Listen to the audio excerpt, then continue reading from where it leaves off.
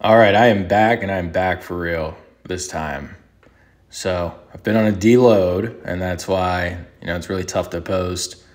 Here's deadlifts from yesterday. Today's Saturday. Yesterday was Friday, and this is a big deload on deadlift. This is 515 for 5 reps, which isn't impressive, even by my less than impressive standards. In March I pulled 545 for 5. And we're 30 pounds under that, which sucks. But, in about a month, I should be PR'd and peaked. 4 more weeks, and I should be 555 for 5. Around about, I might drop off the jumps, but everything's had to be deloaded and reloaded, and that makes it kind of difficult to put stuff together, videos together, that is. These are power shrugs from Blocks. This is, I think, Kiriakos Grizzly made these popular. And then I think like last year I saw a Buck Tow Truck do these. So traps, I don't know. I don't really know if this does anything. I did 2 sets of 5. This is just the first set. Or sorry, I did a set of 5 and a set of 4. I didn't show the set of 4 is not in here. This is just a set of 5. I don't know if this does much. It's a little bit of extra pulling because I'm only deadlifting 1 day a week right now. I'm squatting 3 times. Now, here's an overhead press session I literally just finished before recording this. Overhead press has felt awful lately, and this is the first time I've had a overhead press session feel decent in like a month. And basically, I started wrapping my finger on the bar, and I can't lock the bar out. And it would turn out that the grip I was using, the grip width, is like where you would put a 120-pound woman. That's where her hands would go. And I was taking the same grip. I get away with it without my thumb wrapped around the bar, but when the elbows have to be tucked and flared and they can't just stay in one path throughout the movement like you do when you take a suicide grip, it doesn't work. I can't lock the bar out, so I widened my grip, which felt a little weird, but we're back. Only 225, but I was a bit worried that I was gonna have to start at 215 or 220 for my overhead press reload. And I mean, I can, last week I did multiple sets of 5 with 230, but the bar was throwing me around all over the place and terrible. So I had to make a change. This was after overhead press. So anyway, I'm glad that it feels good again because now I can actually start pressing, maybe probably 3 days a week. I'd really like to focus on it and get a good, I still want 300, that's still possible by the end of the year. And now that it doesn't feel terrible, it's not hurting my forearms like it was, and I can lock the bar out without, feeling like my freaking elbows and shoulders are going to explode. And I'm really happy. So some lying tricep extensions. This is 120 pounds, I think. I think my bar is 15. So if it's 15, then this is 120 because, 15 plus 90. My shoulders got stuck on the mat there. That's why that looked absolutely dreadful. 2 sets of 10. Plus the 90, so that's 105, and then plus 15. So the bar is definitely no less than 15, maybe a bit more, but I don't think it's 20 or 25.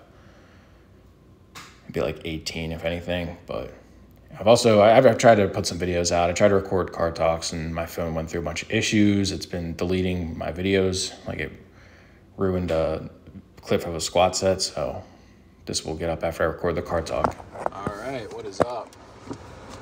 Car talk. I am back. Oh shit, I gotta shift my gears. Why didn't I wait 5 seconds to turn the camera on? All right, car talk. I'm back.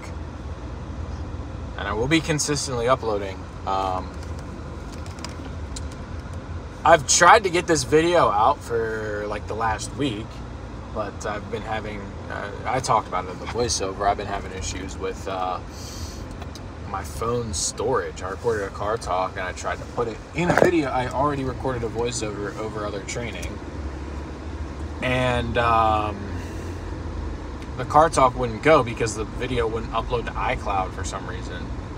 So then I did another car talk, but then I just never got around to making the voiceover. And then I did 2 training sessions yesterday and today that are far more interesting than what I had. So I was like, all right, at this point, might as well put out the more interesting training sessions and make another car talk that's actually relevant to what just happened. So, yeah. Anyway, to make a long story short, uploads are going to become consistent again because I want them to be. And I'm a little bit generally busier in life at the moment as I go through my coaching certification process.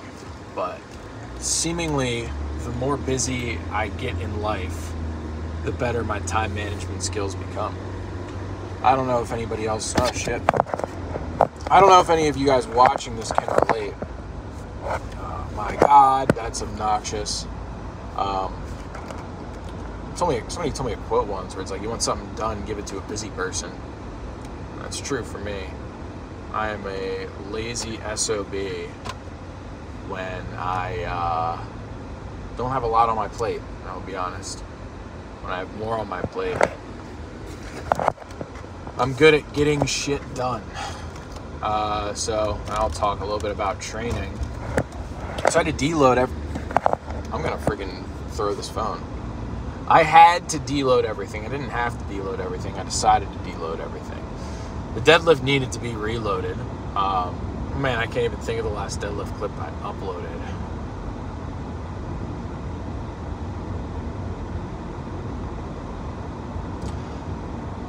I don't even know when the last time I deadlifted before I started the reload cycle was.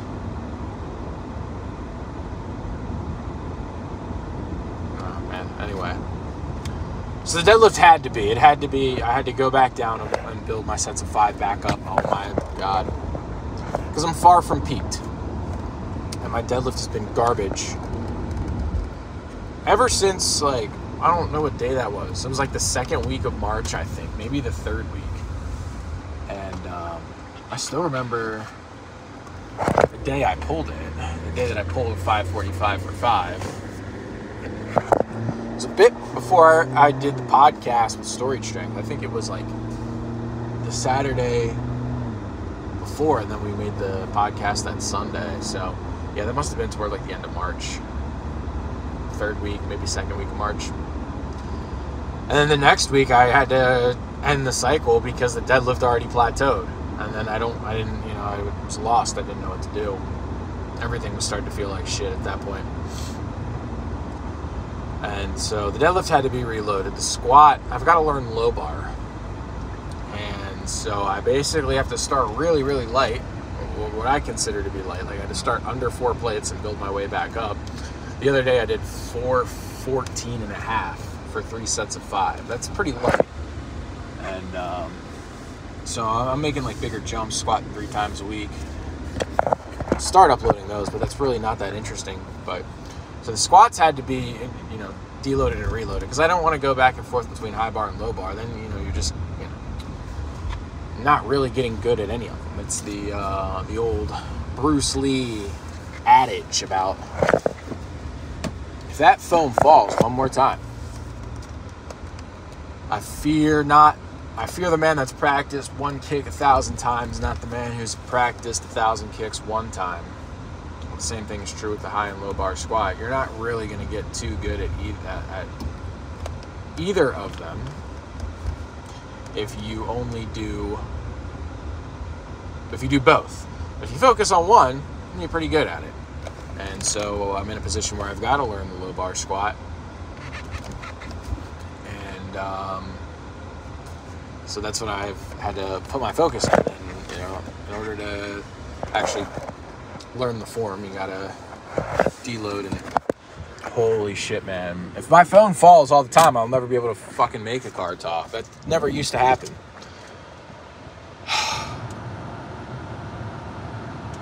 In order for me to learn and perfect my high bar squat and get it to the point where it's actually like worth a shit and not laughable compared to my high bar squat, I had to deload and bring it back up. Bench, I thought was pretty close to peak, and the other, like last Monday I was benching, and then so I decided I had to deload and reload that too, because I was training early in the morning, and I didn't really eat much before I lifted. And that's mostly what I do, but that's what I do on days I work. I was off today, so much later in the day. And it just went terribly, so I said, screw it, I'll have to deload and reload the bench. And then, as I explained in the voiceover, I've been having issues with overhead press as well. So naturally, that's going to have to get deloaded to figure out what the hell is going on, and then reload. So everything's been a deload. Now, I don't think I've deloaded ever. I was forced to here. And here's the thing. The quality, my quality of life outside of lifting seems to have gotten better since I started the deload. In terms of, I feel, I don't want to say I feel better. I'm sleeping better. I generally seem to be in a more positive mood. And I don't get stressed out or pissed off quite as easily. So I take that as a sign that my cortisol levels dropped when I deloaded. And I think that's true, because I think that that's a thing, is that lifting, you know, when they say the stress of lifting, the stress accumulated from lifting that affects the nervous system and therefore the rest of the body. I should probably turn this down because I think the air vent's blowing into the phone. Oh, geez. That goes down when you're not grinding out, you know, all your sets. Like 3 sets of 5 shouldn't feel like 5 rep maxes all the time. At some point it will, because they got to get fucking hard, and that's how you get strong. But, you know, to kind of raise the bar, like if every week feels like a 5 rep max, you're going to come crashing down. You can only build up so much, but when you come back down, you know, it's the old 1 step forward, 1 step back to take 2 steps forward. And that's essentially what the deload is. I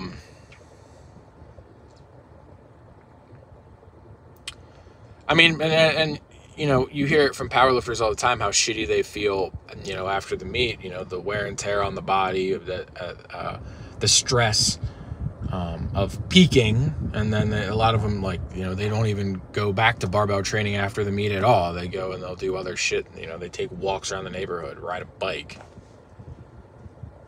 I think I got that from like Kevin Oak. I saw Kevin Oak talk about that, and that's something that he said. But you know, it's true. A lot of them do like bodybuilding phases after the meet because of, you know, how stressful it is. And when it comes to peaking too, you know, you can't be peak strength year round unless you're a novice. I am not, but I'm not, you know, as advanced as some of these guys. You know, somebody like Kevin Oak that's saying that, you know, massive fucking totals. You know, I don't know about Kevin. I don't know what his best lifts are, but I would assume that he was pushing. Oh shit. I would assume that he was pushing like a 2,000 pound total, at least high 1,000s. You know, he's probably 17 or 18 if I had to guess, possibly more. I don't want to I don't want to lowball his total, but I just don't know. But you know, these guys with 2,000 pound totals, they only peak once a year for a reason. Now, for somebody like myself, I don't know that it necessarily, you know, the stress that comes from lifting. I don't have the same stress that comes from lifting weights that total 2,000 pounds, but, you know, it is certainly harder for me to peak and be strong as frequently as when my total was 1,200. So it's something to keep in mind. Used to shit on deloads a lot, you know, throughout. I've been seriously lifting for 6 years now. And I spent probably, you know, the first 5 or so years kind of like shitting on deloads. I'm like, yeah, they don't, you know, what's the point? And I don't love the like programmed deloads for like every 4th week you got to deload or something like that. Like that's, you know, I think that's kind of stupid. That's overdrawn. Deloads in bodybuilding, by the way, but what are you deloading from?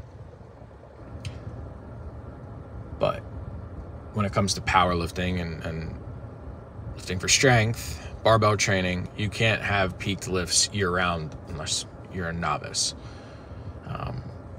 Then you should be peaking year-round, because you can literally put, like, you know, you can do something like strong lifts 5x5 and, you know, put freaking like 10 pounds on your 5x5 squat each session for like a very, very long time. So, yeah, I mean, that doesn't really apply as much to a novice, but, you know, for stronger lifters, you know, people around my range, you know, I'd say once you're totaling around, you know, 1,500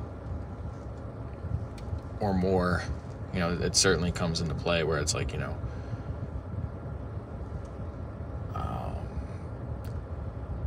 guys at that strength level, they only tend to compete, if they do, you know, 2, maybe 3 times a year for a reason. And that's because peaking is fucking hard.